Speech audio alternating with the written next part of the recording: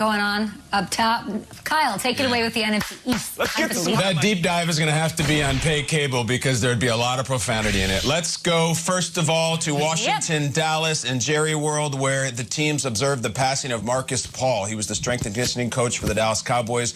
Collapsed and passed away Wednesday evening at 54 years old. Alex Smith back on the field, down 3-0 early. Here you go, America. Antonio Gibson took over the world yesterday. It would have been really nice yesterday. We did a whole segment on surprising players who could have broken out. If one of us had said Antonio Gibson, we whiffed on that. Andy Dalton, down 7-3. How about a surprising player who's breaking out named Amari Cooper? He gone. His first touchdown in 6 weeks. We love you too, Andy Dalton. All right, so it's all coming up Dallas. But look at this. 4th and inches. They go for it in their own territory. We're going to go to CeeDee Lamb. It's broken up. A lot of contact. You wanted an interference penalty on Ronald Darby. They don't get it. There was also a penalty on Dalton Schultz, a personal foul in the same play. Mike McCarthy really angry. 10-10 now. What you got, Alex Smith? Oh, nothing. Just a Logan Thomas touchdown in the red zone. Yeah, and he throws it up to the upper rafters. Washington's got it going. Great rivalry here. It's a close game. Felt really competitive despite the records. But then this. Zeke looking for extra yards. It's a loose ball. It was not called a fumble, and they looked at it. You're damn right this is a fumble. Watch right here. That ball is out. That forearm is not down. Ezekiel Elliott, your league leader in lost fumbles among the running backs. Zeke, we got to have more than that, man. 20-13. Alex Smith on a 3rd and 10 is intercepted by Jalen Smith, who's going to run it back for a pick 6. No, he's not. Look at Terry McLaurin doing his DK Metcalf impression. He gets them. He runs them down, and Jalen Smith can really, really move. This was your answer to DK and Buddha, and it was a huge play. I think this changed the whole game because Jalen's going to run in for an easy touchdown. Instead, look what happens now. 3rd and goal, backed up outside the 10. Andy Dalton's looking for CD, and this is a straight-up drop. CeeDee Lamb can make the amazing catch. You got to make this one. This one hit him in the face. It was an absolute laser from Andy Dalton. It says, come on! They settle for a field goal, and that really changed the tide. It goes back to the, but then this, 4th and 10. What? This is a double reverse on a punt? The Cowboys fake it on 4th and 10. That's Bones Fossil. Peter's going to have some fascinating insight to what went down there later in the segment. Stay tuned. Did I mention Antonio Gibson? He gone. He's straight up waving to the Cowboys secondary as he runs in and then picking his teeth. Antonio Gibson was John Riggins in this game, 27-16. Did I mention Antonio Gibson? This is not the same play. This is later. He runs in another one. Is he going to count how many touchdowns he has? Don't you dare do it. Yes, he did. 1, 2, and they got another one late on a Montez Sweat turnover. Washington rolls Dallas 41-16 on America's holiday. Unbelievable play by Washington. The Washington first place team. Let's hear from their quarterback in a great looking coat talking about how special it is for him, especially on Thanksgiving. And amazing, you know, to come down here. Obviously, you get the opportunity to play on Thanksgiving, you know, special, and with this rivalry, even more special. So to come down and get a win like we did today, you know, means a lot. Yeah. So, and you know, as far as me, it's hard to put into words. I never would have dreamt in a million years something like this would be happening, and you know, just thankful for it, and you know, making the most of it of every day. Washington football team, now the Washington first place team. I said we got to take this team seriously if they win, and I thought that they might. The Cowboys now in the basement of the NFC East. Nate, what stood out to you in this big win on Turkey Day? Okay, I'll jump in first. For me, it's the defense. The defense is what stood out to me. We've talked over the last few years on about what the Washington football team was building defensively, more in particular that defensive line. And it was the pressure. The pressure not only that they put on Andy Dalton, but also the pressure they put on Zeke. They held Zeke to 32 yards. And Kyle just talked about it. He lost a fumble. He leads the league in lost fumbles. But he couldn't get going because his defense was fantastic. Look at this. They rushed forward. Who is that? The most recent guy, Chase Young, who I joke about it and say, oh, he was brought there to chase young QBs. Well, Andy Dalton isn't a young QB, but they were after him. It seems like even when they didn't get to him, he felt the pressure. And that right there is something that you can hang your hat on.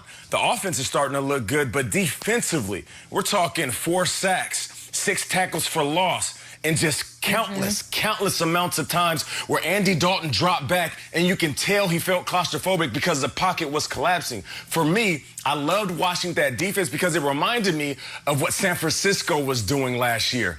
Not this season, but last year when that D-line was just causing havoc game in and game out. This defense is young and their superstars are going to be around for a long time. I'm looking at that Washington football team, and their defense is what excites me. You're right, Nate. It's well put. There were shades of a 2019 Nick Bosa out there. It did look like the Niners a lot from last year. But on the other side of the ball, Washington was fun. And if you were sitting there in some sort of food or booze stupor yesterday in the middle of the day, you might have been watching this game and saying, did they just run a fumble-rooski at the professional level? You're damn right they did. Check it out. It's the fumble-rooski. It's a J.D. McKissick. You're going to see it better on the reverse angle. He's going to squat behind the guard. The whole offensive line is standing up straight to hide them. Smith goes underneath, hands it forward to him, and runs this way. And then McKissick waits and runs left. This is, you run this for fourth graders. In fact, you might be thinking, hold on. Was that the annexation of Puerto Rico that they just ran on national television against the Cowboys? And if so, there's no way that Ron Rivera really is referencing Little Giants or knows it and would have the gall to run it in a game, would he? Take it away, Coach. It actually goes back to a movie called Little Giants, okay? And it's called, I hope I don't get in trouble, but it's called The Annexation of Puerto Rico.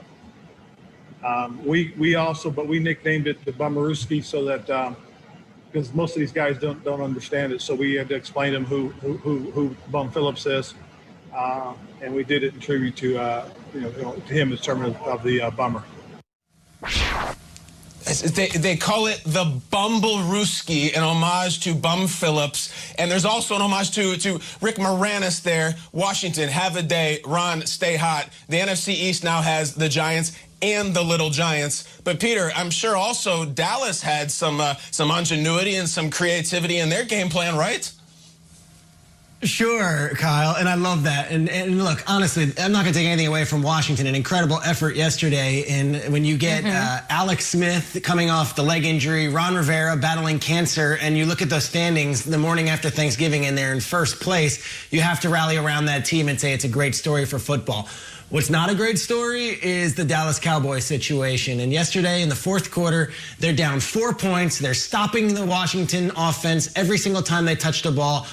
And they're deep in their own territory, and a play call comes in that might have just been the death knell for the entire season. A fake punt with the circumstances of not being able to stop. I mean, unbelievable decision here to do a fake punt. Next play, Antonio Gibson goes for a touchdown, and the game is over, basically.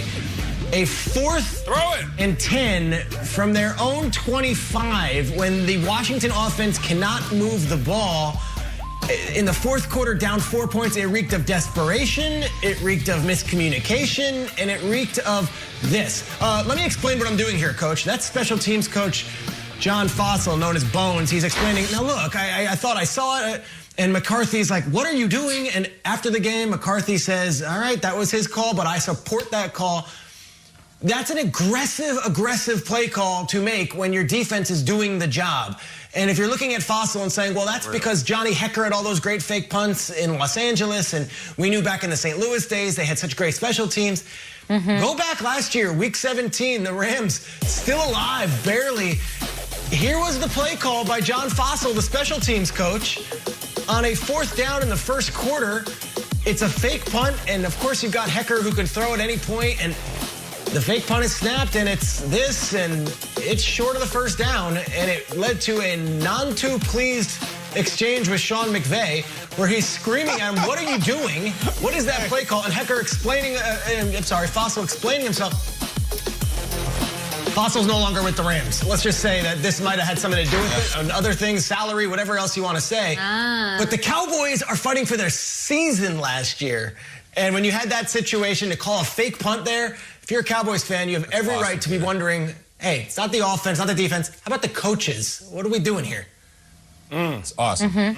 I once famously witnessed Bones at Manhattan Beach pulling someone out of the water and saving them. But yeah, great. I mean, great callback to that Rams game, too. Peter Schrager. Washington, though, I think the story is about them this morning and that defense Nate Burleson you're talking about. It is now, after yesterday's performance on Thanksgiving, a top 5 defense in the National Football League. I'm looking for consistency from someone.